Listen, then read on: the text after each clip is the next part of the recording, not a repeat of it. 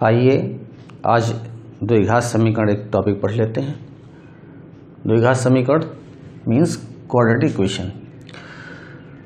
जैसा कि हम लोग जानते हैं द्विघात से मतलब होता है जिसमें अधिकतम घात 2 हो, अर्थात चर की अधिकतम घात 2 हो और समीकरण हो, यानी जिसमें 2 पदों को बराबर किया जा रहा हो, 2 व्यंजकों को बराबर किया जा रहा हो। तो अब अगर हमारे पास कोई द्विघात समीकरण है तो हम किस समीकरण को द्विघात समीकरण कहेंगे? तो वह समीकरण जो इस रूप का हो, ax² + bx + c, इस रूप के समीकरण को हम द्विघात समीकरण कहेंगे। लेकिन इसमें एक शर्त है और वो शर्त ये है कि यहाँ पर जो a है, a का मान 0 ना हो। a का मान 0 होने से क्या समस्या हो जाएगी? a का मान 0 अगर हम यहाँ पे रखेंगे तो ये जो पूरा टर्म है x², तो x² को हमें 0 से गुणा करना पड़ेगा और जब हम x² को 0 से गुणा करेंगे तो ये पूरा टर्म 0 बन जाएगा और जब ये 0 बन जाएगा तो 0 टर्म हट जाएगा यहाँ से, 0 को इसमें ऐड करेंगे तो यही रहेगा। तो इक्वेशन हमारा बचेगा bx + c, और bx + c जो है ये क्वाड्रेटिक इक्वेशन नहीं है, द्विघात समीकरण नहीं है, वो रैखिक समीकरण हो जाएगा क्योंकि उसकी घात 1 ही रहेगी। जब bx + c लिखेंगे तो यहाँ पर इसकी x की घात 1 है, तो ये द्विघात समीकरण नहीं है, रैखिक समीकरण है। तो कहने का तात्पर्य ये है कि जब कभी भी a का मान 0 हो जाएगा तो यह समीकरण द्विघात समीकरण से रैखिक समीकरण में बदल जाएगा। तो समीकरण ax² + bx + c = 0 को एक द्विघात समीकरण कहते हैं यदि a is not equal to 0। यह परिभाषा हो गई हमारे द्विघात समीकरण की। अब ये जो हमने यहाँ समीकरण लिखा है, इस समीकरण को हम लोग व्यापक या मानक रूप कहते हैं। मानक रूप, स्टैंडर्ड फॉर्म। तो ये स्टैंडर्ड फॉर्म है क्वाड्रेटिक इक्वेशन की। हमें जब कभी भी कोई क्वाड्रेटिक इक्वेशन लिखना पड़ेगा या हमें मिलेगा तो उसमें टर्म्स चाहे जिस ऑर्डर में दिए हों, आपको हमेशा टर्म्स इसी ऑर्डर में लिखने हैं। यानी सबसे पहले x² का टर्म लिखेंगे, फिर x का टर्म लिखेंगे और फिर कांस्टेंट टर्म लिखेंगे। तो इस बात को हम बिल्कुल अच्छे तरीके से समझ लें कि जब कभी भी हमें कोई क्वाड्रेटिक इक्वेशन मिलेगा हमें इसी फॉर्म में उसको रिप्रेजेंट करना पड़ेगा, इसी फॉर्म में उसे हमें लिखना पड़ेगा। अब बात कर लेते हैं यहाँ पर ये a b c क्या है। तो a b c जो है वो रियल नंबर्स हैं। a b और c ये रियल नंबर्स हैं, वास्तविक संख्याएं हैं। अब वास्तविक संख्याएं हैं तो इनको हम कहेंगे क्या? तो देखिए जो a है वो x² के साथ लिखा है, तो a को हम लोग कहते हैं x² का गुणांक, कोएफिशिएंट ऑफ x²। इसी तरीके से b जो है वो x के साथ लिखा है तो उसको हम कहेंगे x का गुणांक। और c जो है बिना चर वाला पद है, इसके साथ कोई चर नहीं है तो इसको हम लोग कहते हैं अचर पद। ये हो गया हमारे पास अचर पद। एक बात यहाँ और समझने लायक ये है कि जैसे चर्चा हम लोग कर रहे थे कि a is not equal to 0, तो a तो 0 नहीं हो सकता है, तो क्या b और c 0 हो सकते हैं? तो हाँ बिल्कुल, b और c 0 हो सकते हैं। अगर कभी किसी इक्वेशन में आपके पास b 0 हो जाए, यहाँ पे हम नोट में लिख देते हैं, यदि b = 0, तो ऐसी कंडीशन में जो हमारा इक्वेशन है वो हो जाएगा ax² + c = 0। और यहाँ से हम लोग x की वैल्यू डायरेक्ट निकाल सकते हैं। तो आप ध्यान रखिए कि अगर x की वैल्यू हमें निकालनी पड़े तो हम यहाँ लिख देंगे -c/a एंड x = ±√-c/a। अब इसमें अगर a और c के साइन अपोजिट हैं तो इसकी वैल्यू रियल आएगी, और अगर a और c के साइन सेम हैं तो इसकी वैल्यू इमेजिनरी आएगी। यहाँ पर यह बात ध्यान रखने वाली है, इफ a और c के चिन्ह विपरीत हैं, विपरीत माने एक प्लस का है और दूसरा माइनस का है, तो ये जो x के मान हैं, जो मूल हैं, वो हमारे कैसे होंगे? मूल वास्तविक हो जाएंगे। वास्तविक अगर तो मूल वास्तविक हो जाएंगे और भिन्न भिन्न हो जाएंगे। और यदि a और c समान साइन के हैं, a तथा c के चिन्ह समान हैं, यानी दोनों या तो प्लस के हैं या दोनों माइनस के हैं, तो जो मूल निकलेंगे वो काल्पनिक हो जाएंगे। इसके बारे में हम लोग अभी और अधिक चर्चा करेंगे। तो यहाँ पे ये बात हमें समझनी है। इस चीज़ को देखकर हम यहाँ से डायरेक्ट रिजल्ट लिख सकते हैं। दूसरी एक बात यहाँ पर यह है कि क्या C 0 हो सकता है, तो C भी 0 हो सकता है। तो C इज इक्वल टू 0 हो जाएगा। तब क्या इक्वेशन बनेगा, ये यहाँ पे हो जाएगा ax square plus bx is equal to 0। C का टर्म तो 0 ही हो गया। अब इन दोनों में से हम x कॉमन ले सकते हैं, तो हमारे पास आ जाएगा ax plus b is equal to 0। पहला फैक्टर हमारे पास x है तो इसको लिख देंगे इज इक्वल टू 0, और दूसरा फैक्टर हमारे पास है ax plus b is equal to 0। तो यहाँ से लिखेंगे ax is equal to minus b, plus का b है राइट साइड में ले जाएंगे तो माइनस का b हो जाएगा, तो माइनस b अपान a। तो एक वैल्यू हमारी आ गई 0 और एक वैल्यू आ गई हमारी माइनस b अपान a। तो ये x की दो वैल्यूज आ गई। तो x की जो वैल्यूज होती हैं इन्हीं को हम लोग कहते हैं शून्यक या मूल या हल। एक और कंडीशन होगी, जब b भी शून्य हो और c भी शून्य हो, दोनों शून्य हो जाए, क्योंकि a तो शून्य हो नहीं सकता है। तो जब b शून्य होगा तो ये पद जीरो हो जाएगा और c शून्य होगा तो ये वाला पद, यानी ये पूरा पद शून्य हो जाएगा। तो हमारे पास बचेगा ax square is equal to 0। तो यहाँ से क्या हो जाएगा, x square is equal to ये a को अपान में ले जाएंगे तो 0 को किसी भी नॉन जीरो नंबर से डिवाइड करेंगे तो 0 ही रिजल्ट आ जाएगा। तो यहाँ x की वैल्यू 0 ही आ जाएगी।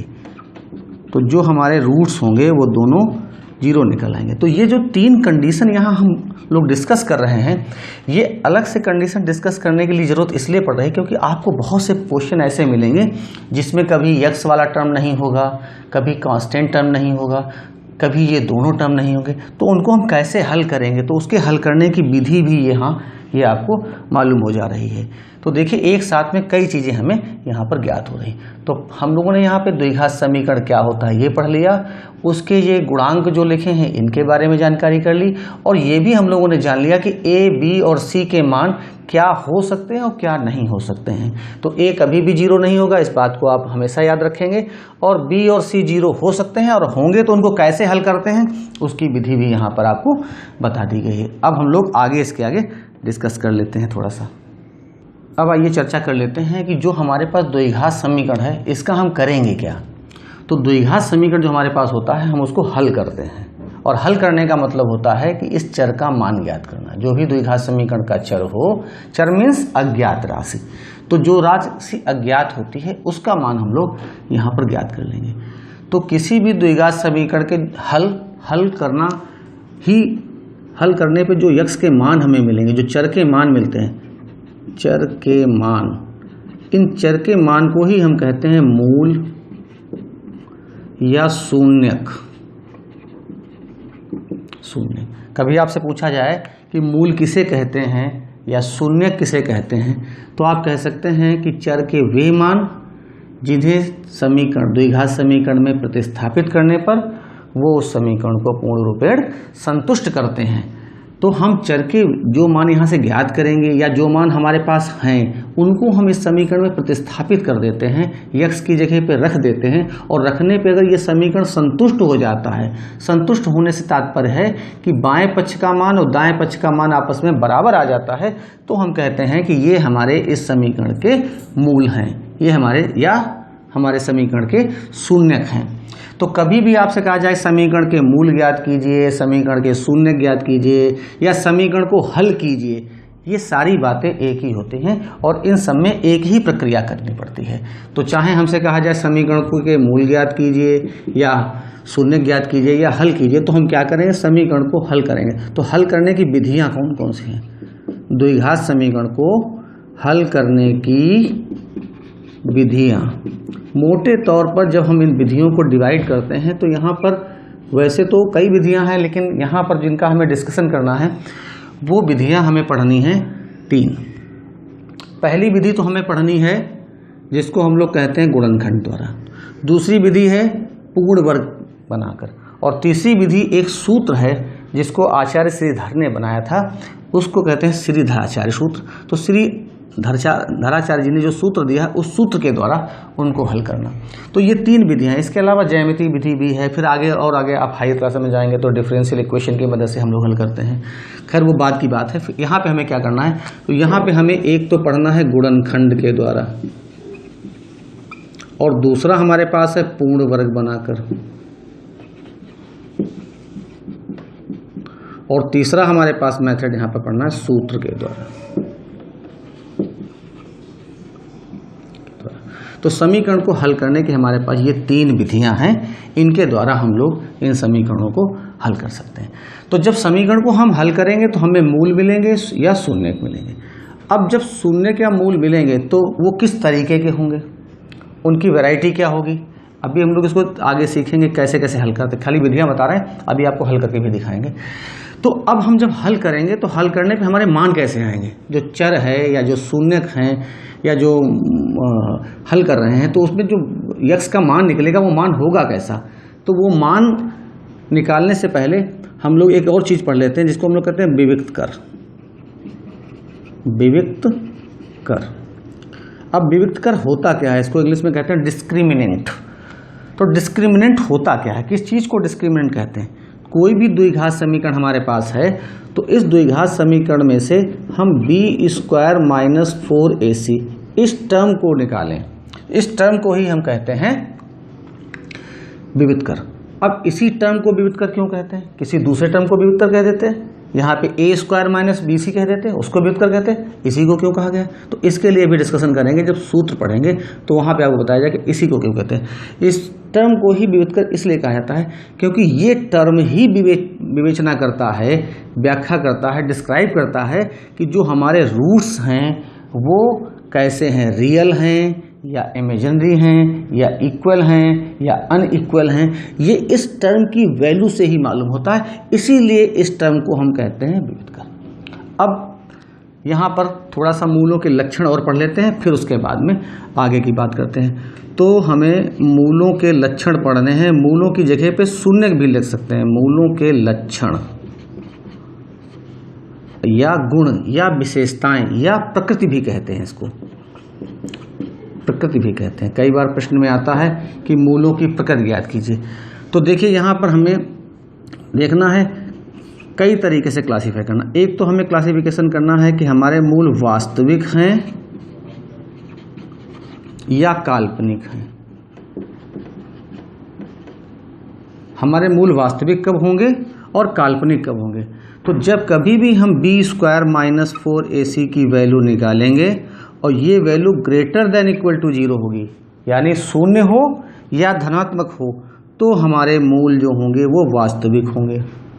और अगर इसकी वैल्यू ऋणात्मक आ जाती है तो ये हमारा हो जाएगा काल्पनिक। देखिए सूत्र जो धराचार्य जी ने दिया था वो सूत्र था x = -b + -√b² - 4ac whole is divided by A. तो ये नंबर जो लिखा है ये रूट के अंदर लिखा है। अब अगर रूट के अंदर धनात्मक संख्या आएगी तो वास्तविक मान मिलेगा, रूट के अंदर 0 आएगा तो ये पूरा 0 ही हो जाएगा, तब भी वास्तविक मान मिल जाएगा। और अगर अंडर रूट के अंदर, स्क्वायर रूट के अंदर हमें कोई ऋणात्मक संख्या मिल जाती है तो ये काल्पनिक बन जाता है। तो जब ये पॉजिटिव होगा या 0 होगा तो हमारे रूट वास्तविक हो जाएंगे।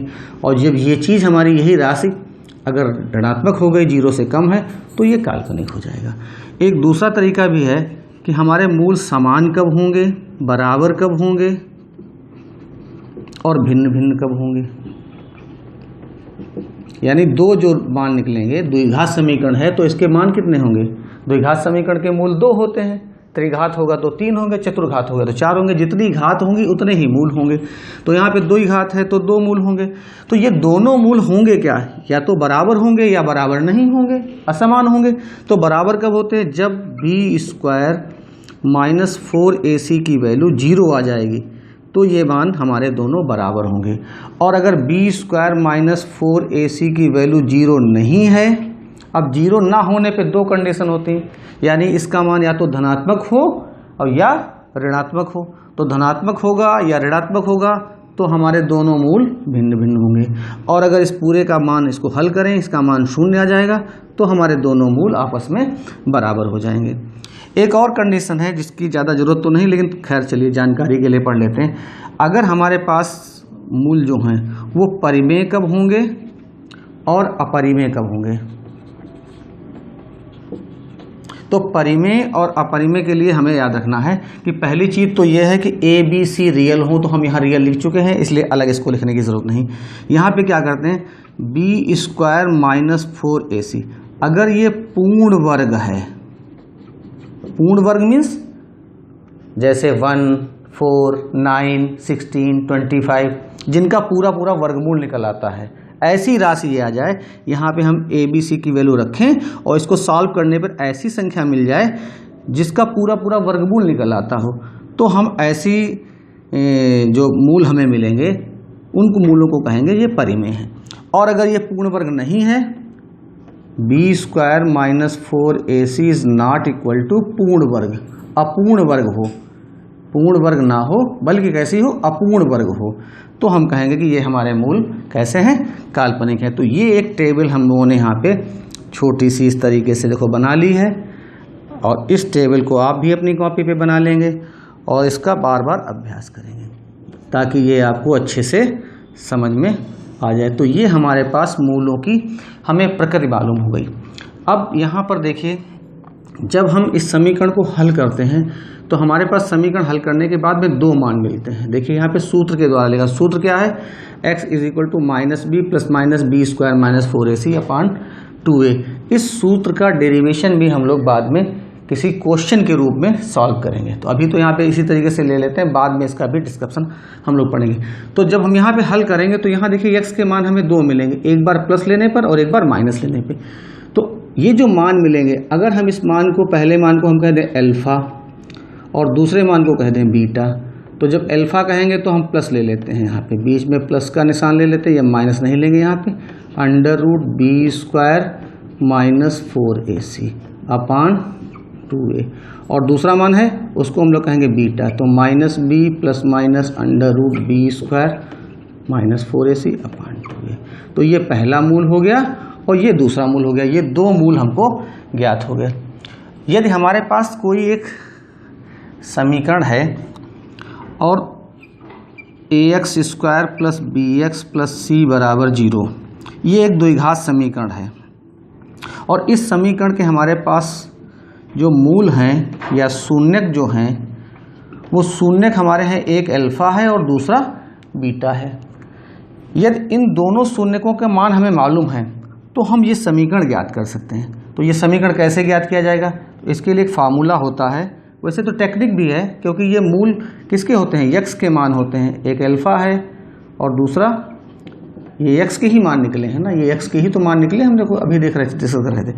और इसको हम लेफ्ट में ले आएंगे तो x minus alpha is equal to 0, यहाँ हो जाएगा x minus beta is equal to 0, और इन दोनों को मल्टीप्लाई कर लें, x minus alpha into x minus beta is equal to 0, और इन दोनों को मल्टीप्लाई करेंगे तो आ जाएगा x square minus alpha plus beta into x plus alpha beta is equal to 0। हमने डायरेक्ट मल्टीप्लाई कर दिया, आप लोग इत्मीनान से मल्टीप्लाई करके इसको लिखें। तो यहाँ पे जो हमारे पास समीकरण आता है वो कुछ इस तरीके से आ जाता है। ये समीकरण हमारे पास आ गया।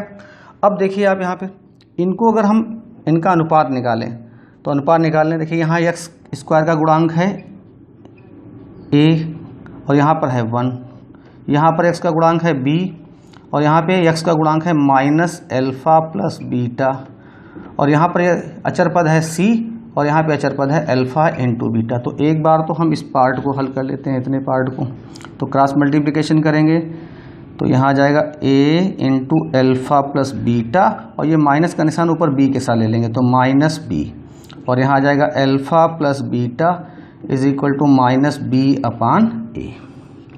दूसरी चीज़ क्या है, एक बार इन दोनों को हल कर लेते हैं, तो a upon 1 is equal to c upon alpha beta, cross multiplication करेंगे तो a into alpha beta is equal to c and alpha beta is equal to c upon a। तो देखिए ये दूसरा रूट आ गया। तो ये अल्फा और बीटा क्या थे, मूल थे, तो अल्फा प्लस बीटा माने मूलों का योग, मूलों का योगफल। अब ये योगफल कितना आ गया, -b/a। अगर हमारे पास समीकरण है तो इस समीकरण की हेल्प से हम इन दोनों मूलों का योगफल ज्ञात कर सकते हैं। और इसी तरीके से अल्फा इंटू बीटा मीन्स मूलों का गुणनफल, मूलों का गुणनफल, और ये कितना आ रहा है, c/a। तो देखिए मूलों का योगफल निकल आया है, मूलों का गुणनफल निकल आया है। और ये जो सूत्र है इस सूत्र को भी हम अच्छे से ध्यान रखेंगे। ये सूत्र क्या बताता है कि अगर हमारे पास दो मूल हैं तो समीकरण क्या होगा, द्विघात समीकरण यहाँ से मिलता है, द्विघात समीकरण। तो अगर हमारे पास मूल मालूम है हमको और हमें मूल मालूम होने के बाद समीकरण निकालना है तो हम यहाँ से डायरेक्ट ये इस चीज़ को ना करें, डायरेक्ट कर सकते हैं। यहाँ अल्फा का मान रख दें, बीटा का मान रख दें, तो हमारे पास हमें द्विघात समीकरण मालूम हो जाएगा। तो मूल ज्ञात होने पर हम समीकरण ज्ञात कर सकते हैं, और अगर समीकरण हमको ज्ञात है तो हम उसकी मदद से मूलों का योगफल और मूलों का गुणनफल बहुत आसानी से यहाँ पर निकाल सकते हैं। अब यदि हमारे पास समीकरण है तो हम समीकरण को हल भी कर सकते हैं, और हल करेंगे तो भी हमारे मूल निकल आएंगे। हल करने से हमारा क्या निकलेंगे, ये मूल ही तो निकलेंगे। तो अब हम लोग आगे डिस्कस भी करेंगे कि मूल कैसे निकालेंगे। देखिए हम लोगों ने चर्चा कर ली है कि अगर हमारे पास किसी भी द्विघात समीकरण के मूल हैं, अल्फा और बीटा हैं, तो हम उसका समीकरण लिख सकते हैं। यहाँ पर फिर से एक बात डिस्कस करते हैं थोड़ा सा कि अगर समीकरण के मूल या शून्य ज्ञात हैं, हमारे पास शून्य क्या है, अल्फा और बीटा हैं, तो हम द्विघात समीकरण निकाल सकते हैं। द्विघात समीकरण हमारा हो जाएगा x² minus alpha plus beta into x plus alpha into beta is equal to 0। अब यहाँ से एक नई चीज़ और मिल रही है जो बिल्कुल हमारे लिए नई है, और हम यहाँ से देख कर ही बता सकते हैं। कई बार एग्जाम में ऑब्जेक्टिव टाइप के क्वेश्चन आते हैं जो बहुत आसान होते हैं, लेकिन बच्चे जब उसको पढ़ते हैं तो लगता है कि बहुत कठिन है। तो यहाँ पर उस चीज़ की चर्चा कर लेते हैं कि अगर हमारे पास ये दो शून्यक हैं अल्फा और बीटा, तो ये दोनों जो शून्यक हैं इनके चिन्ह कैसे होंगे, धनात्मक होंगे या ऋणात्मक होंगे। तो केवल हमें चिन्ह बताने हैं। तो पहली कंडीशन है अल्फा और बीटा दोनों धनात्मक। तो दोनों धनात्मक कब होंगे, धनात्मक होने के लिए क्या कंडीशन है। तो देखिए अगर ये दोनों धनात्मक हैं, और इसकी तुलना हम कर लेते हैं यहाँ पर ax² plus bx plus c is equal to 0। तो देखिए अगर ये दोनों धनात्मक हैं तो धनात्मक होने पर क्या हो जाएगा, ये तो प्लस का ही आएगा, और प्लस माइनस माइनस हो जाएगा, यहाँ प्लस प्लस प्लस हो जाएगा। तो देखिए a की वैल्यू प्लस में होगी, b की वैल्यू माइनस में होगी, और c की वैल्यू प्लस में होगी। तो अल्फा और बीटा धनात्मक कब होते हैं, यहाँ लिख देते हैं हम लोग, जब a कैसा हो, प्लस का हो, b कैसा हो, माइनस का हो, और c कैसा हो, प्लस का हो। अगर ये होता है ABC, आप किसी समीकरण को केवल देख लीजिए और देख कर ही आप बता सकते हैं कि इस समीकरण के मूल कैसे होंगे। तो मूल धनात्मक होंगे, दोनों मूल कैसे होंगे, धनात्मक हो जाएंगे। ठीक है, जैसे हम एक समीकरण यहाँ लिख दें, 5x² प्लस 2x प्लस 7, यहाँ माइनस कर देते हैं। अब ये हमने लिख दिया, तो इसके मूल कैसे होंगे आप देख के बता सकते हो। a का मान धनात्मक है, c का मान धनात्मक है, और b ऋणात्मक है, तो इसके मूल कैसे हो जाएंगे, दोनों धनात्मक हो जाएंगे। तो यहाँ से कितनी आसानी से देख के बता सकते हैं हम, केवल देख के आप। इसी तरीके से सेकेंड कंडीशन लिख लेते हैं, दोनों ऋणात्मक कब होंगे, इसको देख लेते हैं, दोनों मूल ऋणात्मक। तो दोनों ऋणात्मक कब होंगे, देखिए अगर अल्फा और बीटा दोनों माइनस के हैं, तो ये दोनों माइनस के हैं, तो माइनस के जोड़ेंगे तो माइनस का ही रिजल्ट आएगा, और माइनस माइनस ये क्या हो जाएगा, प्लस का हो जाएगा, यानी b प्लस का हो जाएगा। a तो हमेशा प्लस का होता है, तो a प्लस का रहेगा और b भी प्लस का हो जाएगा। और c देखिए ये माइनस का है, ये भी माइनस का है, तो माइनस माइनस की गुणा करेंगे तो ये भी प्लस का आ जाएगा। तो अगर तीनों मान हमारे पास प्लस के हैं ABC, तो हम कहेंगे कि हमारे समीकरण के दोनों मूल धनात्मक ऋणात्मक हो जाएंगे। अब तीसरी कंडीशन आती है कि जब एक मूल धनात्मक हो और एक ऋणात्मक हो। तो यहाँ पर देखना हमारे पास है कि एक धनात्मक हो, जैसे अल्फा हमारे पास धनात्मक है और बीटा हमारा ऋणात्मक है, इस तरीके से। तो इसके लिए क्या कंडीशन है, इसमें एक शर्त लगती है कि वो शर्त ये है कि अगर mod of alpha greater than mod of beta है, यानी अल्फा का जो मापांक मान है वो बीटा के मापांक मान से अधिक है, प्लस वाला बड़ा है और माइनस वाले का मापांक छोटा है। तो ऐसी कंडीशन में जब हम इसको हल करेंगे तो प्लस वाला ज़्यादा होगा तो यहाँ प्लस का रिजल्ट आएगा और प्लस माइनस माइनस हो जाएगा, और यहाँ पे प्लस माइनस माइनस आ जाएगा। तो ए तो प्लस का रहेगा, बी माइनस का और सी भी माइनस का होगा। तो ऐसी कंडीशन होगी अगर ए प्लस का है और बी और सी माइनस के हैं तो हमारे पास एक मूल धनात्मक होगा और दूसरा ऋणात्मक होगा, और उसमें भी जो धनात्मक वाला मूल होगा उसका मापांक ज़्यादा होगा और ऋणात्मक वाले का मापांक कम होगा। ठीक है, इस बात को हमें समझ लेना है। एक और कंडीशन यहाँ बनती है कि जब अल्फा और बीटा इसमें एक धनात्मक है और एक ऋणात्मक है किंतु मापांक जो मान है वो इसका कम है, अल्फा का कम है और बीटा का अधिक है।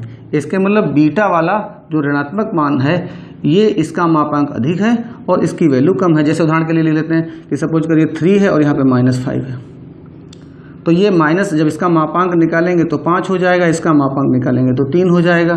तो ये 5 ज़्यादा आ रहा है और 3 कम आ रहा है। तो इस तरीके की जब कंडीशन होगी हमारे पास कि माइनस वाला जो रूट है उसका मापांक अधिक है और प्लस वाले का मापांक कम है, तो जब यहाँ माइनस वाला अधिक लेंगे तो ये रिजल्ट माइनस का आएगा, और माइनस माइनस क्या होता है, प्लस होता है। तो यहाँ पर जो ए है वो तो हमेशा प्लस का रहता है, लेकिन बी जो है वो धनात्मक हो जाएगा, और यहाँ पे प्लस माइनस की गुणा करेंगे तो माइनस में आ जाएगा, तो सी ऋणात्मक होगा। तो केवल ए, बी और सी के चिन्ह देखकर ही हम ये बता सकते हैं कि हमारे जो दोनों मूल हैं वो धनात्मक हैं या दोनों ऋणात्मक हैं या एक धनात्मक और एक ऋणात्मक है। तो इस बात को हमें अच्छे से समझ लेना है, क्योंकि ये बहुत आसान सी चीज़ है और इस चीज़ को हम केवल इसमें रिप्लेस कर लेंगे। आप चाहें तो कुछ एग्जाम्पल ले लें छोटे छोटे, जैसे हमने एक समीकरण लिख लिया और इसमें आप 2 मूल ले लीजिए, संख्याएं ले लीजिए, दोनों ले लीजिए, एक 2 ले लीजिए, एक 3 ले लीजिए, और अल्फा की जगह 2 बीटा की जगह 3 लिखिए, और रखने के बाद देखिए इनके साइन क्या आ रहे हैं। तो इनसे आपको एक अंदाज़ा हो जाएगा। यहाँ पर भी माइनस के ले लीजिए, यहाँ एक प्लस का लीजिए, एक माइनस का लीजिए। जो प्लस वाला लीजिए उसका मापांक ज़्यादा हो, माइनस वाला कम हो। जैसे हम यहाँ पे ले रहे थे तो 5 ले लिया और यहाँ माइनस का 3 ले लिया। यहाँ पे लेंगे तो उल्टा कर देंगे। तो इस तरीके से जब हम बनाएंगे तो ये हमें थोड़ा सा प्रैक्टिकल मालूम भी हो जाएगा, और ये चीज़ जब हम कभी देखेंगे तो थोड़ा अभ्यास में लाएंगे तो हमेशा तुरंत हम इसके रिजल्ट बता सकते हैं। इस तरीके के क्वेश्चन एग्जाम में पूछे जाते हैं कि हमारे पास एक समीकरण दे दिया गया है और इसमें बताइए कि दोनों मूल धनात्मक कब होंगे। तो आपको लिखना पड़ेगा धनात्मक के लिए इन तीनों की कंडीशन हमारे पास क्या है, कि बी ऋणात्मक है और ए और सी धनात्मक है। तो इस तरीके से ये एक कॉन्सेप्ट हम लोग पढ़ रहे थे। इस कॉन्सेप्ट को आप कई बार वीडियो को देखिए और इसको पढ़िए, क्योंकि ये बहुत ज़रूरी है इसको पढ़ना। अब अगले वीडियो में हम लोग इसके एग्जाम्पल लेंगे और फिर इन समीकरणों को हल करना सीखेंगे। इसकी ये जो लक्षण है इन लक्षणों की टेस्टिंग करेंगे, और उसके बाद में जो क्वेश्चन होते हैं वर्ड प्रॉब्लम होते हैं, उन वर्ड प्रॉब्लम्स को हम इक्वेशन में कैसे कन्वर्ट करते हैं ये सीखेंगे। तब तक आप इसका अभ्यास करिए। बहुत बहुत धन्यवाद।